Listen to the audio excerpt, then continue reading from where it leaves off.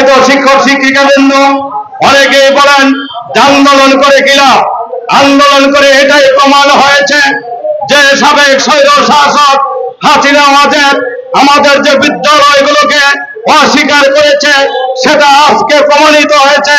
বাংলাদেশে এখনো প্রায় অনধিক ৫,০০০ বেসরকারি প্রাথমিক বিদ্যালয় বিদ্যমান রয়েছে। তিনি বারবার বলেছেন যার কোনো বিদ্যালয় নাই।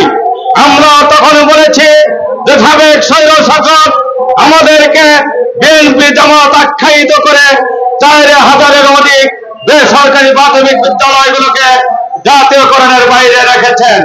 আজকে প্রমাণ হয়েছে সাবেক সরকার হাসিনা আমাদেরকে যে বঞ্চিত করেছে সেটা আজকে কনসালটেশন কমিটি প্রমাণ করতে সক্ষম হয়েছে। বাংলাদেশে প্রত্যেকটা উপজেলায় প্রত্যেকটা গ্রামে এখনো ৫,০০০-এর মতো বেসরকারি প্রাথমিক বিদ্যালয় রয়েছে।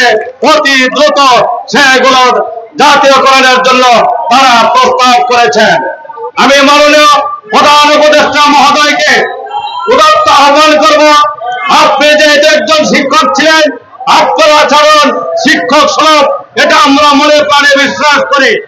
আমরা বিশ্বাস করি কনসালটেশন কমিটি যে সুপারিশটি আপনার নিকট প্রেরণ করেছে অতি দ্রুত সেটা বাস্তবায়ন করে মাননীয় সচিবালয়ে প্রেরণ করবেন এবং সচিব মহোদয়কে নির্দেশ দেবেন অতি দ্রুত যেন আমাদের এই শিক্ষকদের কথা বিবেচনা করে তারা কার্যক্রম গ্রহণ করেন।